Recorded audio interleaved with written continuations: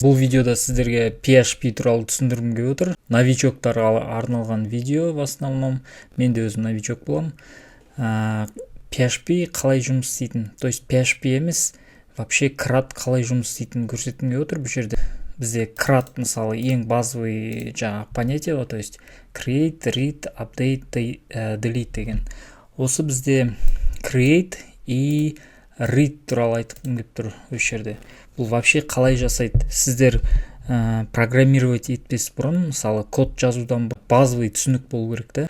Бұл жерде мен просто тек қана PHP-дің тілінде емес, вообще простой ассоциация арқылы түсіндіргім келіп отыр. Мысалы почта деп алдым да, мысалы вообще именно осы CRUD почта несіне ұқсайды да, почтаға ұқсайды да, қалай данылар кетеді, келеді деген сияқты.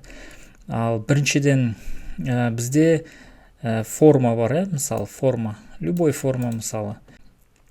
Там регистрация болсын кез келген. Мен мына жерде пример ретінде футболка нені алдым, жаңағы товарды алдым, мысалы. Сізде бір товар бар да, мысалы футболка алыңыз келеді, мысалы футболка деп жаздыңыз и 22 штук деп жаздыңыз, или таңдадыңыз, или жаздыңыз, неважно. Пока давайте жаздық деп ойлайық. Мысалы футболка 22 штук, отправить дедік бізге. Мысалы отправить деген кезде не болады? Біз мына екі данныйды отправить деген кезде біздің келесі ең важный біздің этап бұл обработчик. Мынау данныйлар обработчикке ұқсайды. Мына жерде forms, action дейміз да, осыны көрсетеміз. И бұл жерде форманың методы post болады. Сол кезде пока оның бәрі не важно, код жағы, основной моменттерін түсіндіргім келіп отыр. Бұл жерде теоретический жағыныш, то есть қалай жұмыс істейді вообще данылар, қалай ол базаға түседі. Келесі екінші этап ол база даныққа келіп түседі. Ол қалай түседі? Ол пост арқылы келіп түседі, глобальный массив пост арқылы.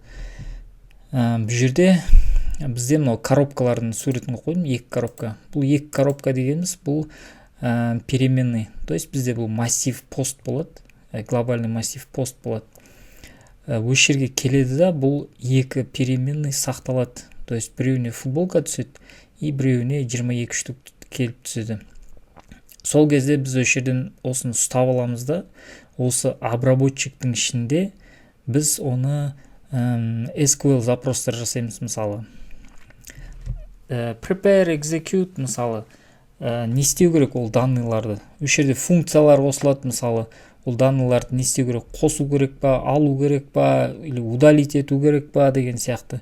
Осы жерге келіп данныйлар түседі. Мен бұны сортировка деп қойдым. Мысалы, почтаға сіз товарды жібердіңіз почтаға, ол сортировкаға барады, сортировочный центрге. И сол сортировкада, мысалы почтада, ол адресаттарға жібереді. Әртүрлі жаңағы товарлар келеді, мысалы почтаға там әртүрлі товар келуі мүмкін. Футболка болсын, тағы бірдеңе болсын, олар алады да, мысалы соны сортировка жасайды. То есть адресатқа жібереміз ба, жібермейміз ба, или оған какой-то ограничение бар ма, мысалы.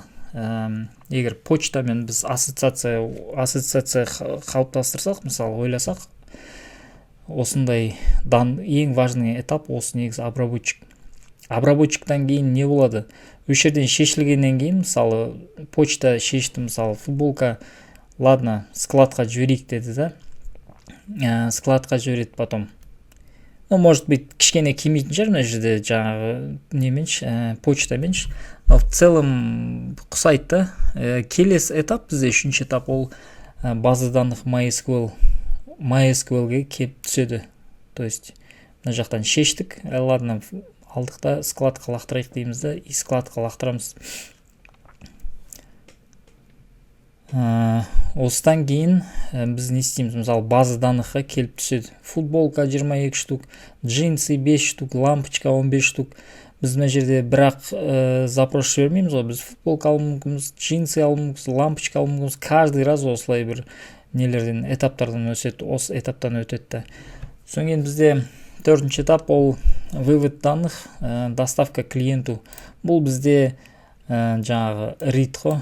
Read дегеніміз бізде То есть клиентке келіп сол товар түседі да, біз, допустим, товар келіп түседі, біз оны көре аламыз. Мысалы, клиентке товар түсті, футболка 22 штук, біз мына жақта футболканы жібердік қой. То есть осы жерде ең соңғы этапта футболка келіп түседі. Бұл жерде соңғы этап деп айту дұрыс емес шығар, өйткені бізде апдейт бар, делейт бар. Апдейт деген бізде редактировать. Мысалы, біз мына бәрін жібердік та, и футболка, мысалы, редактировать ету керек болды да, и біз, допустим, басқаша бір ат береміз, мысалы.